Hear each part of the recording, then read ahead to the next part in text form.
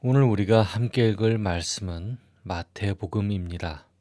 마태복음 16장 13절부터 24절까지의 말씀을 함께 읽도록 하겠습니다.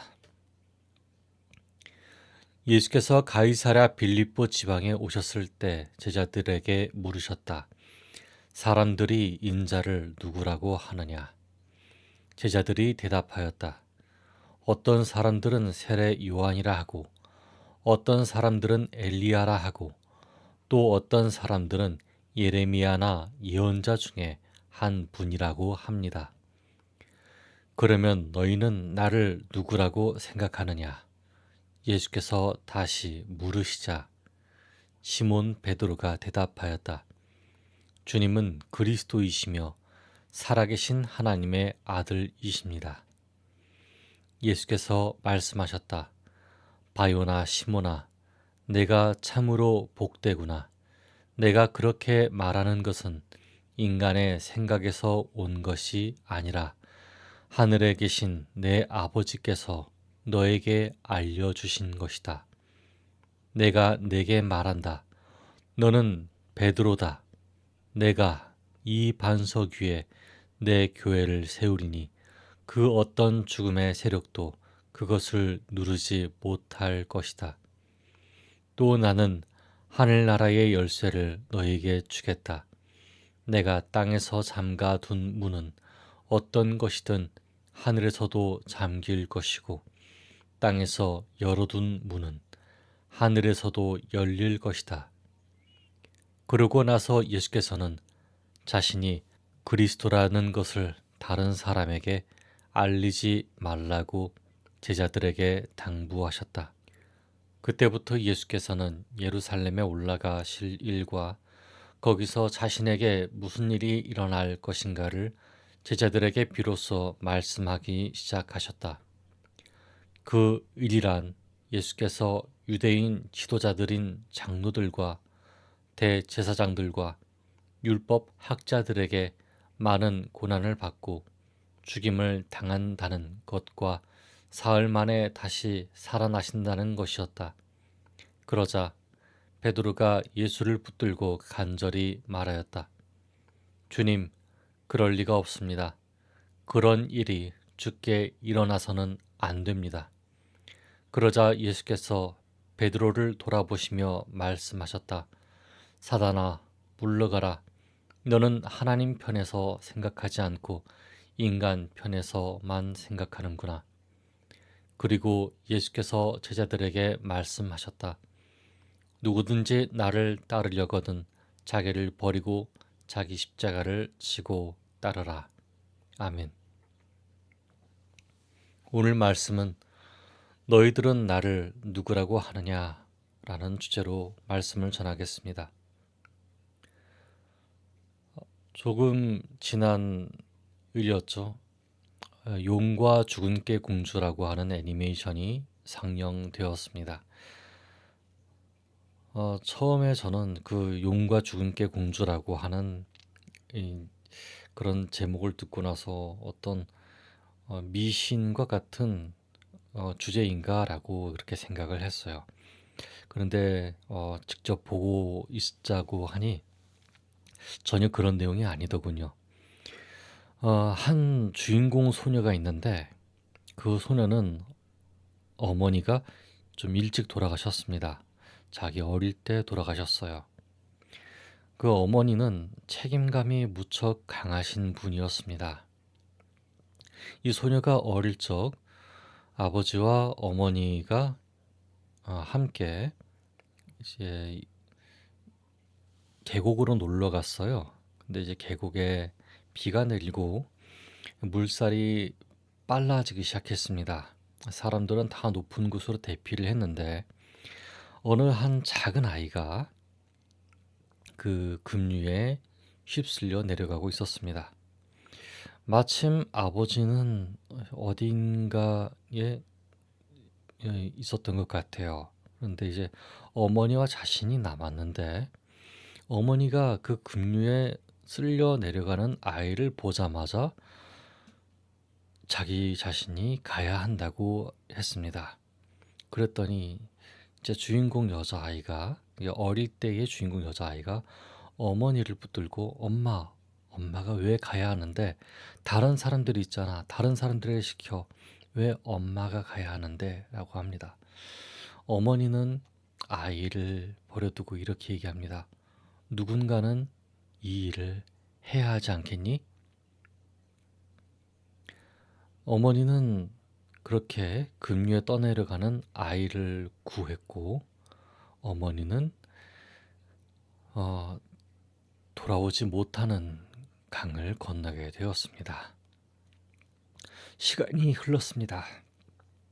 그 시간이 흐르자 주인공 여자아이는 평소에 좋아했던 노래를 부르지 못하게 되었습니다. 어머니가 함께 있었을 때에 항상 노래를 부르게 있었는데, 노래를 부르려고 할 때마다 어머니 생각이 나서 도무지 노래를 부를 수가 없습니다.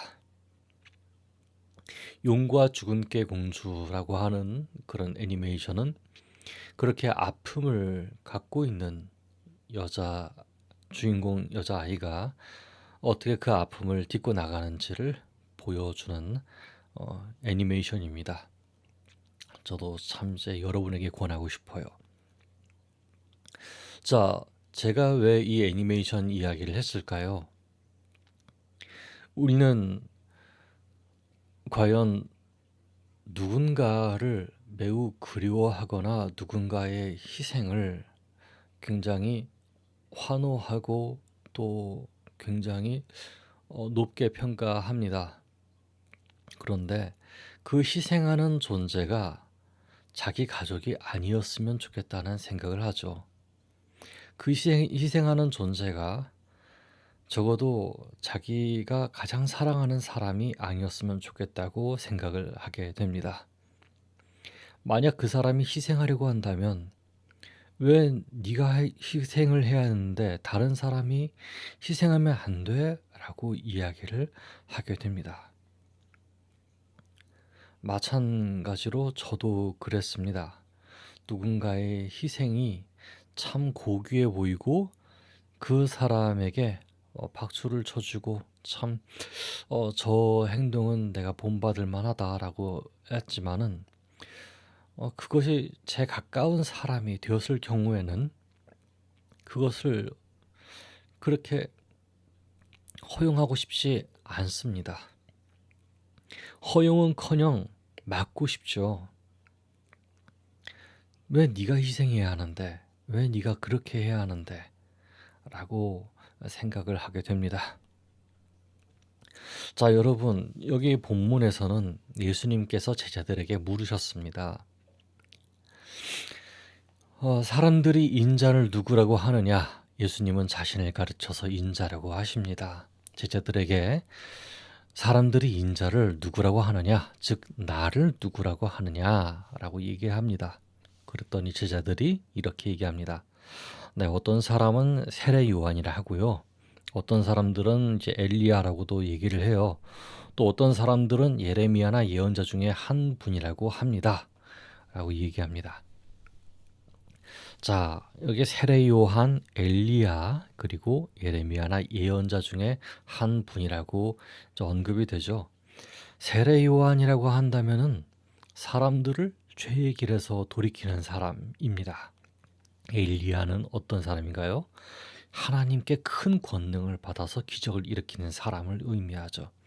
그럼 예레미야나 예언자 중에 한 사람이라고 하는 사람은 무슨 뜻일까요? 바로 하나님의 큰 일을 예언하는 사람, 하나님의 앞으로 하실 일들을 이야기하는 사람이라고 하는 것입니다. 자, 사람들은 그렇게 얘기한대요. 그럼 예수님이 또 묻습니다. 그러면 너희는 나를 누구라고 하느냐? 라고 이야기합니다. 그랬더니 베드로가 자신 있게 이렇게 얘기합니다. 무엇이라고 대답할까요?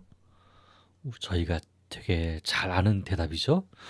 주는 그리스도시며 살아계신 하나님의 아들이십니다. 예수님께서 이 대답을 너무나 기뻐하시면서 베드로에게 칭찬하십니다. 바요나 시모나, 내가 참으로 복되구나.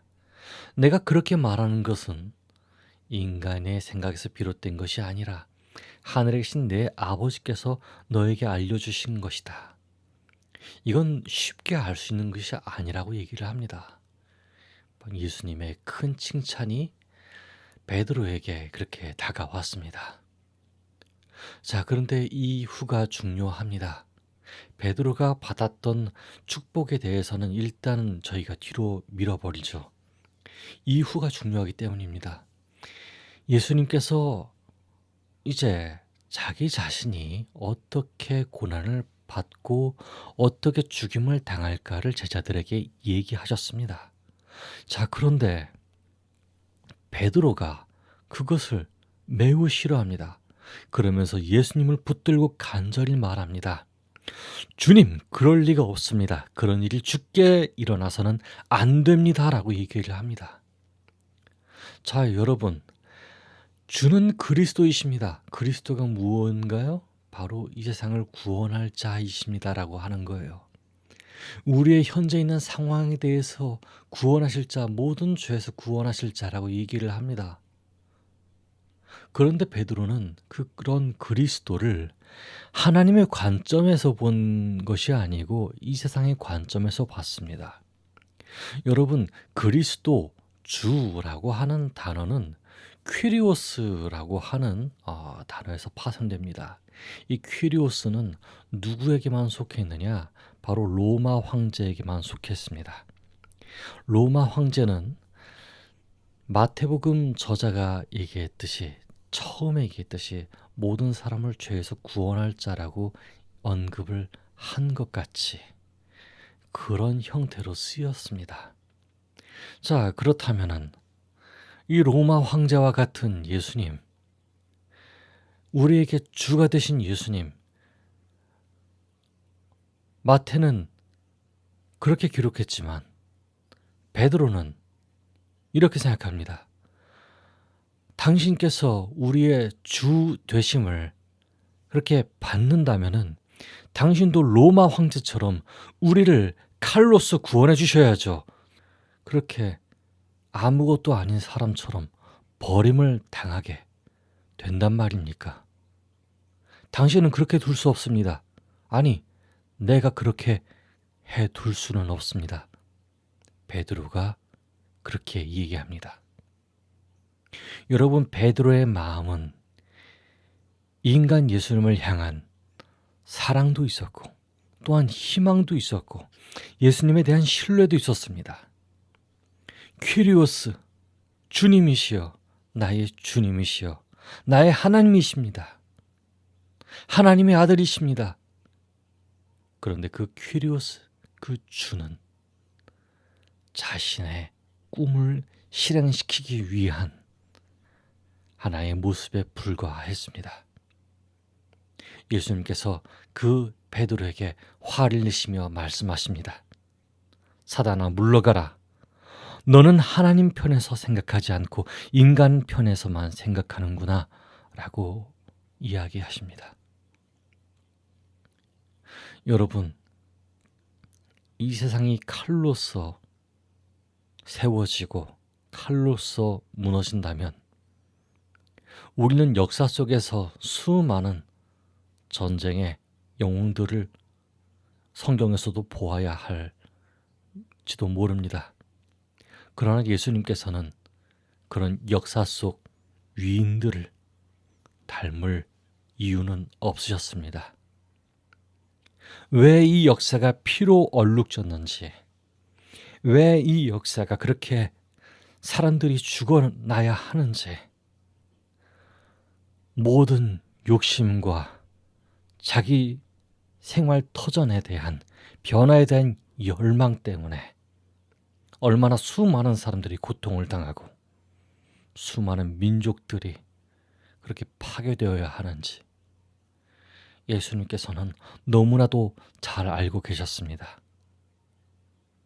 무엇 때문에 이 세상에 죄가 들어왔고 무엇 때문에 사람들이 이렇게 타락하였는지 예수님께서는 알고 계셨습니다.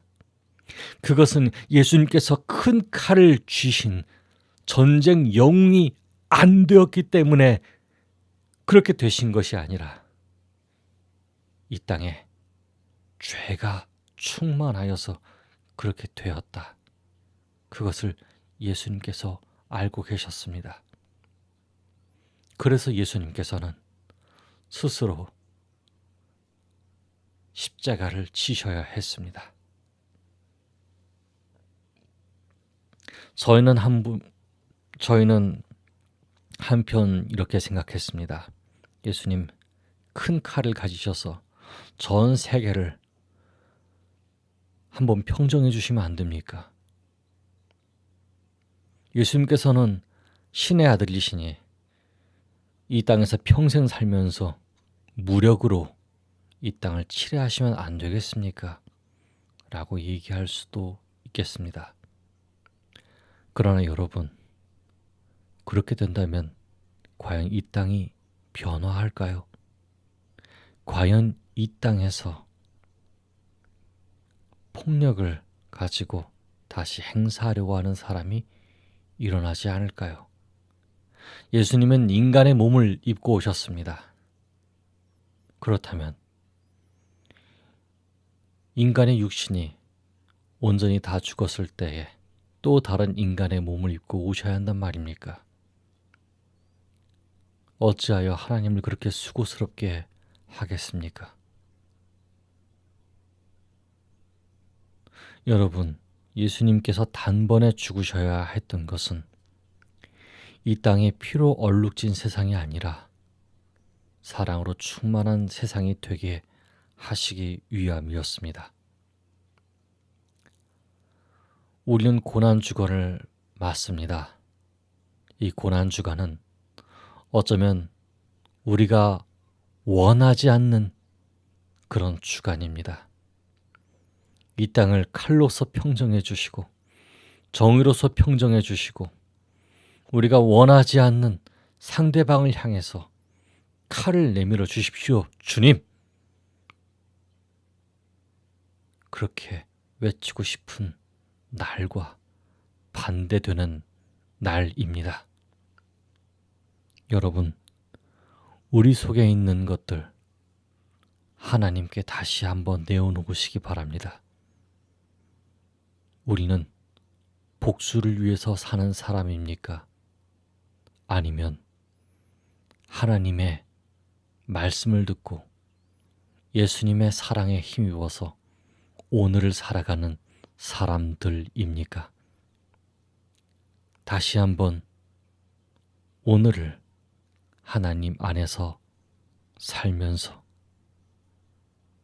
사순절, 특별히 이 고난주간을 살아가는 저와 여러분 되기를 바랍니다. 이제 함께 기도하겠습니다. 예수님을 그리스도, 즉 인류의 죄를 위한 구원자라고 확실히 믿게 믿음을 주세요. 기도하겠습니다. 두 번째, 예수님이 사명을 감당하듯 누군가는 사명을 감당해야 합니다. 제가 칼을 들고 싸우려고 하는 사람이 아니라 오늘 사랑의 사명을 감당하는 자가 제가 되게 하여 주시옵소서 하고 기도하겠습니다.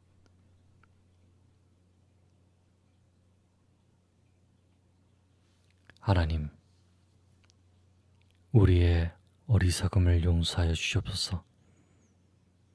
우리가 예수님을 우리의 생각만을 위한 그리스도가 되었으면 좋겠다고 그렇게 생각하였습니다.